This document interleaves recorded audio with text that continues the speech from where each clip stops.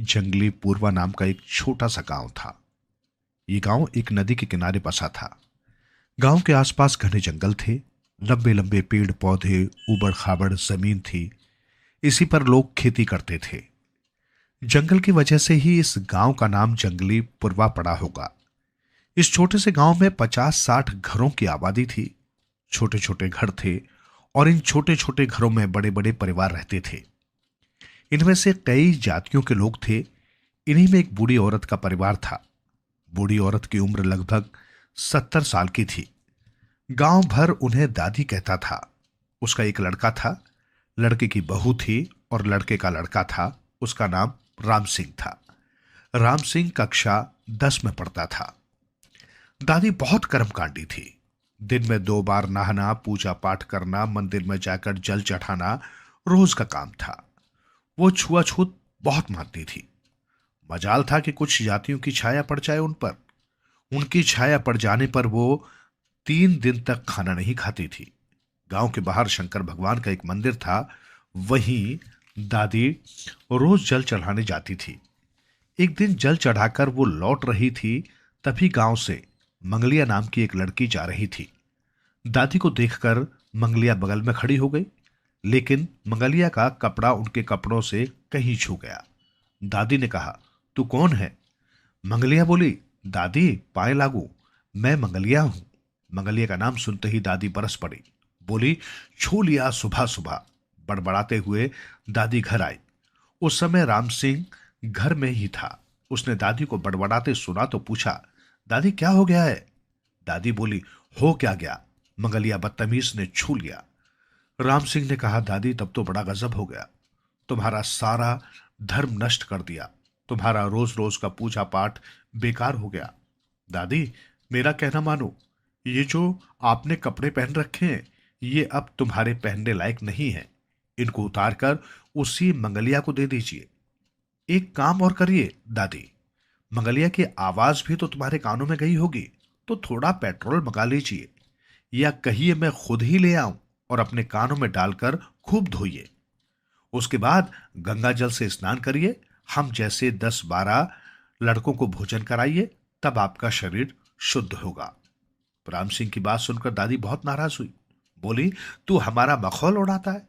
कितनी बार तुझसे कहा मेरे बीच में न बोला कर, लेकिन जब देखो तब टिपिर टिपिर करने लगता है। राम सिंह बोला, दादी तुम नाराज हो रही हो तो मैं जाता हूं। दादी ने कहा, जा, जहां जाना हो, पर आज के बाद हमारे बीच में न बोलना। राम सिंह मुस्कुराता हुआ बाहर की तरफ चला गया। सुखवा नाम का एक आदमी दादी के यहां नौकरी करता था। जानवरों को चारा पानी देता, खेत जोतना, यही उसके काम थे। बाग से लकड़ी ले आता था। एक दिन दादी ने सुखवा से सूखी लकड़ी लाने को कहा। वो लकड़ी तोड़कर लाया। दादी दरवाजे पर ही बैठी थी। सुखवा ने पूछा, दादी लकड़ी कहाँ रख दूं? दादी ने कहा, वहीं चबूतरे पर रख दे। सुखबा ने लकड़ी का गट्ठर चबूतरे पर रख दिया और दूसरे काम में लग गया। दादी ने आवाज दी, बहू, ओ बहू। अंदर से आवाज आई, आती हूं दादी। इतने में बहू दादी के पास आकर बोली, क्या बात है दादी? दादी ने कहा, सुखबा लकड़ी लाया है। इन लकड़ियों पर एक लोटा जल छिड़क दो और उठा ले जाओ। बहू ने जल लाकर लकड़ियों पर छिड़क दिया। उस समय राम सिंह दूर बैठा दादी की बातें सुन रहा था और ये सब कुछ देख रहा था। वो बोला, दादी अभी बात नहीं बनी। जल छिड़कने से लकड़ियां शुद्ध नहीं हुई। एक काम करवाइए, दादी इन लकड़ियों को साबुन लगाकर धुलवाइए, तब जाकर शुद्ध होंगी। राम सिंह की बात सुनकर दादी फिर गर्म हो गई। वो बोली, फिर तुमने हमारे बीच में दखल अंदाजी दी। अपनी आदत से बाज नहीं आते, अपना काम कर। राम सिंह ने कहा, नहीं बोलूंगा दादी, पर एक बात और सुन लीजिए। सुखवा ने जहां जहां पैर रखा है वो मिट्टी भी तो अपवित्र हो गई है। उस मिट्टी को खुदवाकर फिकवा दीजिए और दूसरी मिट्टी लाकर भरवाइए, नहीं तो चलोगी कहां? दादी नाराज होकर बोली, तुम जाओगे यहां से या कुछ लेओगे? राम सिंह मुस्कुराता हुआ चला गया। एक दिन सुखवा जानवरों को चारा दे रहा था। पास में एक बाल्टी रखी थी। कहीं धोखे से सुखवा का उसमें पैर लग गया। दादी ने यह देख लिया। उन्होंने फिर बहू को बुलवाकर कहा, देख ये बाल्टी सुखवा ने छू लिया है।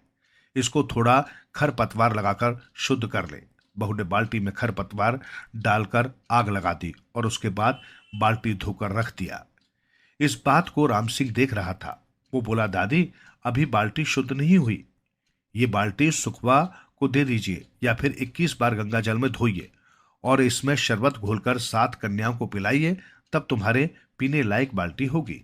राम सिंह की बात सुनकर दादी फिर नाराज हुई। बोली, तुम इतने निर्लज्ज हो कि तुमको शर्म नहीं आती। कितनी बार कहा है कि हमारे बीच में न बोला कर।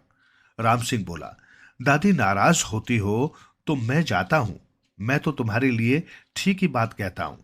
गांव से थोड़ी दूर पर एक देवी जी का मंदिर था। वहां छोटा सा बाजार लगता था और बहुत सी दुकानें थी। छोटा सा एक अस्पताल था। एक दिन दादी देवी के दर्शन करने जा रही थी।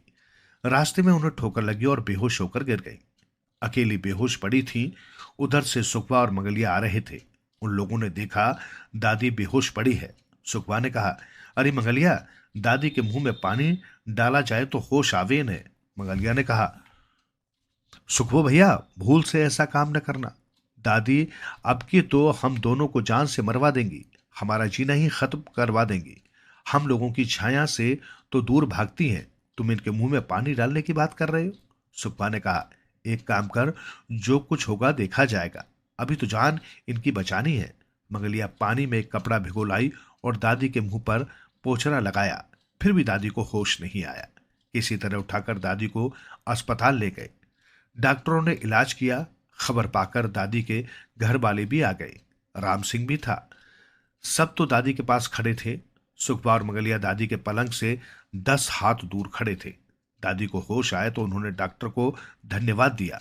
डॉक्टर ने कहा, धन्यवाद मुझको नहीं, सुखबा मंगलिया की तरफ इशारा करते हुए, इनको धन्यवाद दो, इन्होंने तुम्हारी जान बचाई। यदि ये तुम्हें यहां न ले आते तो तुम्हारी जान न बचती। राम सिंह ने कहा, डॉक्टर साहब, सुखबा और मंगलिया हमारे गांव के हैं। दादी ने हमेशा इनसे छुआछूत मानी है। अगर ये भी दादी की तरह छुआछूत मानते तो आज दादी जिंदा न होती। दादी की समझ में आ गया होगा कि छुआछूत एक ढकोसला है। राम सिंह और डॉक्टर की बात सुनकर दादी ने सुखबा और मंगलिया को अपने पास बुलाया और दोनों के सिर पर हाथ रखा और बोली, बेटा, आज समझ में आ गया कि इस संसार में न कोई छूत है न अछूत, सभी की एक ही जाति है। हम सभी बराबर हैं। छुआछूत सच में एक ढकोसला है, कानूनी अपराध भी है। जाति और धर्म के आधार पर न कोई नीच है न कोई ऊंच, सभी बराबर।